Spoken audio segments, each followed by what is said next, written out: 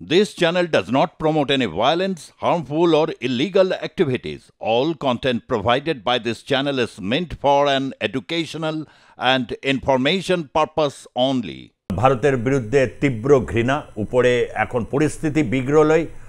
একটা টেকনিক আছে আশিস বাবু এই টেকনিকগুলো খুব আছে না না না দুটো হাত একটা হাত তাক করে থাকে গলার দিকে সুযোগ পেলেই গলাটাকে টিপে ধরে ওই যে মুখ থেকে বেরিয়ে না চিকেন নেক টিপে ধরবো আরেকটা যখন এখানে পায়ে ধরে এই দুটো হাতের খেলা খেলছে আর কি মানে কূটনীতিতে ভাবছে বোঝে এগুলো বোঝা যায় না এই যে জায়গা থেকে একটা বিস্ফোরক একটা অগ্নিগর্ভ পরিস্থিতিতে না বারবার বলছে যে না এটা মিডিয়া এরকমভাবে বলছে ভারতের মিডিয়া এই করছে সেই করছে পলিটিক্যাল প্রসেস এটা কিন্তু আমি আবারও হয়তো অনেকে বলতেই পারেন কারণ শেখ হাসিনাকে মানে ছাত্রলীগকে নিষিদ্ধ করেছে মানে একেবারে পিটিএ তক্তা করে দিচ্ছে আওয়ামী লীগকে তাহলে রাজনৈতিক প্রসেস শুরু না করলে এই পুরো জঙ্গিদের মুক্তাঞ্চল হয়ে উঠতে চলেছে বাংলাদেশ মাইকিং করছে ক্রমশ এদের প্রথম টার্গেট মাইনরিটি এবং মহিলা আর ইউ এগ্রিড আপনার সাথে আমি একদম সহমত ভারতীয় মিডিয়া চিৎকার করে না কোনো লাভ নেই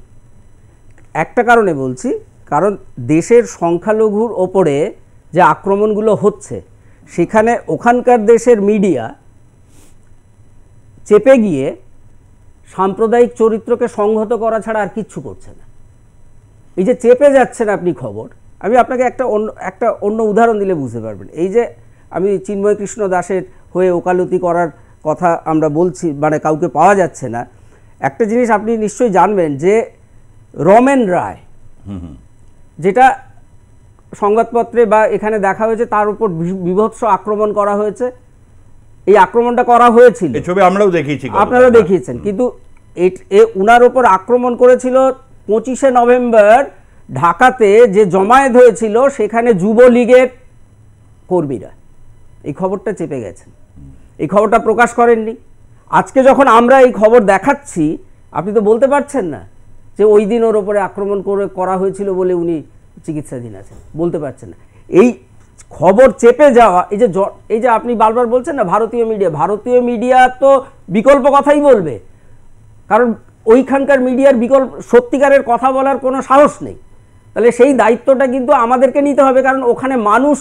অত্যাচারিত হচ্ছে ওখানে মানুষ আক্রান্ত হচ্ছে সে হিন্দু সম্প্রদায়ের হতে পারে সে খ্রিস্টান সম্প্রদায়ের হতে পারে বৌদ্ধ সম্প্রদায়ের হতে পারে আসলে সংখ্যালঘু মানুষ আক্রান্ত হচ্ছে এবং এই সংখ্যালঘু মানুষ আক্রান্ত হচ্ছে শুধু আমি মুসলমান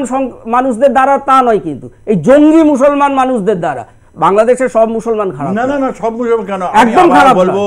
আওয়ামী লীগ এবং বিএনপির মধ্যে রয়েছে অনেক মুক্তমনা রয়েছেন বিভিন্ন শক্তি রয়েছেন বিশেষ করে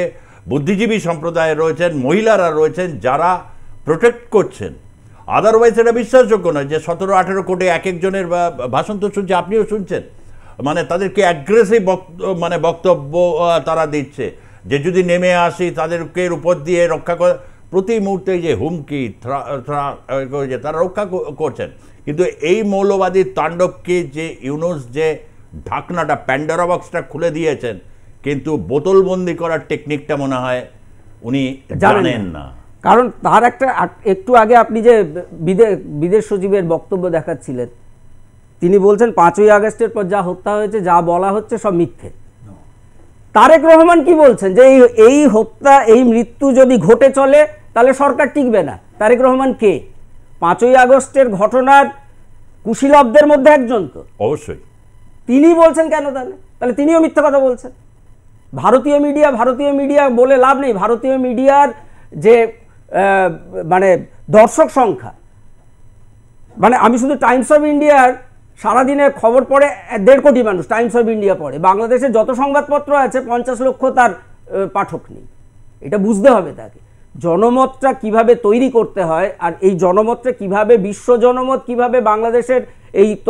তথাকথিত তদারকি সরকারের বিরুদ্ধে চলে যাচ্ছে এরা বুঝতে পারছে না মুক্তিযুদ্ধের সময় দেশীয় জনমত আন্তর্জাতিক জনমত এগুলো তৈরি করার ক্ষেত্রে যে ভারতবর্ষের যে ভূমিকা ছিল তার ন্যূনতম ইতিহাস জ্ঞান এই যারা তদারকি সরকার চালাচ্ছে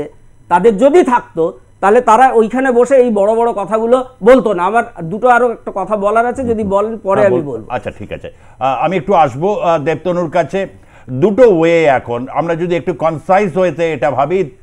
only two way, either or. একটা হচ্ছে পলিটিক্যাল প্রসেস, সেখানে অবশ্যই স্টেক হোল্ডার হিসাবে আওয়ামী লীগের সম্পর্কে একটা স্থির সিদ্ধান্তে তাদের আসতে হবে, বিচার বিভাগকে শক্তিভাবে কাজ করতে দেবে। যেভাবে আইনজীবীদের উপর হামলা বা এগুলো চলে, সেগুলো ফার্স, একটি বিচারের নামে একটা ফার্স একটা situation. Either political activism or military intervention. কোন দিকে যাচ্ছে বলে মনে হচ্ছে? দেখুন সুজিতা, বাংলাদেশে আমরা যদি দেখি 1971 অনওয়ার্ডস, ঠিক আছে, সেখানে মানে বাংলাদেশ স্বাধীন রাষ্ট্র হয়ে যখন হলো আর কি, তো সেখান থেকে বাংলাদেশে কখনোই গণতন্ত্র হচ্ছে আপনার ছিল না। এবং খুব আপনার যদি মনে থাকে, আপনি দেখবেন যদি বাংলাদেশের ইতিহাসের দিকে দেখেন, যে মুজিবুর রহমান কিন্তু প্রথমে পার্লামেন্টারি ডেমোক্রেসি সেখানে এস্টাবলিশ করতে চাইলেও তিনি পরবর্তীকালে কিন্তু প্রেসিডেন্সিয়াল সিস্টেমের দিকে তিনি কিন্তু শিফট হয়েছিলেন। এবং পরবর্তীকালে সেখানে আমরা দেখেছি যে জিয়াউর রহমান এবং এরশাদের সময় কিভাবে বাংলাদেশের যে সেখানে কিভাবে যে সেকুলার যে চিন্তা ধারণা, সেখান থেকে বাংলাদেশকে পুরোপুরিভাবে একেবারে মানে সেকুলারিজমকে সেখানে কিভাবে হত্যা করা হয়েছে আমরা বলতে পারি, সেটা আমরা দেখেছি হচ্ছে জিয়াউর রহমান এবং এরশাদের সময়। তারপরে যখন 1991 সেখানে গণতন্ত্র আবার ফিরে এলো, তারপরেও আমরা যদি দেখি 1991 থেকে আপনার 2006 সাল অবধি সেখানে আমরা যদি দেখতে পাবো আমরা যে প্রসিডিউরাল ডেমোক্রেসি থাকলেও সেখানে সত্যিকারের গণতন্ত্র কিন্তু কোনোদিনও প্রতিষ্ঠিত হয়নি। এরপরে 2007 থেকে 8 আবার একটা কেয়ারটেকার সরকার ছিল, সেখানে মিলিটারি তাদেরকে ব্যাক করেছিল। এবং পরবর্তীকালে 2009 থেকে আমরা 2024 অবধি দেখেছি যে শেখ হাসিনার যে আওয়ামী লীগ সরকার তারা হচ্ছে ছিল। এবং এই সরকারও যে খুব যে গণতান্ত্রিক ছিল তা নয়, তারা তাদের মধ্যেও যে কি বলে অথরিটেরিয়ান যে একটু সংক্ষেপে আমি জানতে চাইছি, মানে আইদার অর সিচুয়েশনসে পলিটিক্যাল প্রসেসে, মানে এই জায়গা থেকে যদি তারেক রহমান এন্ট্রি নেন আর কি, তাহলে একটা কিন্তু গেম চেঞ্জিং সিচুয়েশন। আদারওয়াইজ যে সিচুয়েশন ডক্টর ইউনূস এই মৌলবাদী তাণ্ডব বা এই সিচুয়েশনসকে তিনি এখন ট্যাকেল করতে পারবেন না, তাহলে কি মিলিটারি পারবেন না? এখানে একটাই পথ এই মুহূর্তে খোলা আছে, সেটা হচ্ছে মিলিটারি ইন্টারভেনশন আমাদেরকে করতে হবে। আমাদেরকে মানে আমি বলতে চাইছি যে ওয়ার্ল্ড কমিউনিটিকে, সেখানে ইউনাইটেড নেশন সিকিউরিটি কাউন্সিলের আমরা সাহায্য অবশ্যই নেব। এবং আমার মনে হয় যে সেখানে এছাড়া সেখানে কোনোভাবেই যে মানব নিরাপত্তা সেটা কিন্তু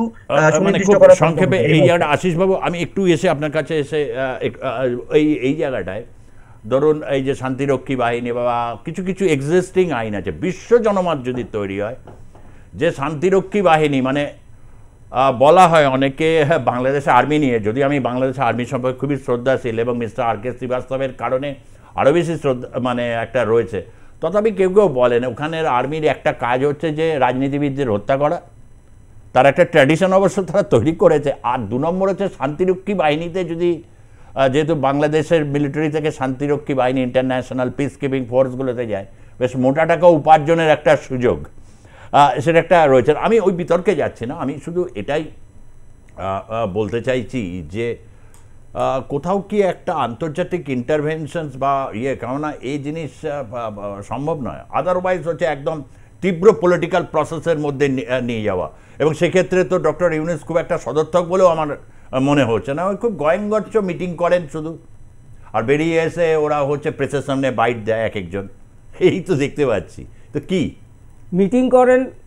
বাইট দেয় কারা? ছাত্ররা। ইউনূস বাইট দেয় না, কারণ ইউনূস কথা বলতে পারে না। কারণ ইউনূস কী কথা বলবে লিখে দিলে তবে হয়তো সেটা পড়ে শোনাতে পারে। এটা একটা আপনার মানে আমার খুব হাসি লাগলো আর কি ইউনূস যেভাবে চালাচ্ছে এই কিছুদিন দেখে। দ্বিতীয় যেটা, সেটা হচ্ছে আপনি যে প্রশ্নটা করলেন, সেটা হচ্ছে ভারতবর্ষের পররাষ্ট্রনীতি আগ্রাসী নয়। ভারতবর্ষ ততক্ষণ কিছু বলবে না যতক্ষণ না ভারতবর্ষের প্রতিরক্ষা, ভারতবর্ষের নাগরিকদের সুরক্ষা এগুলো বিঘ্নিত হয়। কারণ ভারত নিজে থেকে আগ্রাসী হয়েছে, এই নজির কিন্তু ভারতের পররাষ্ট্রনীতিতে নেই।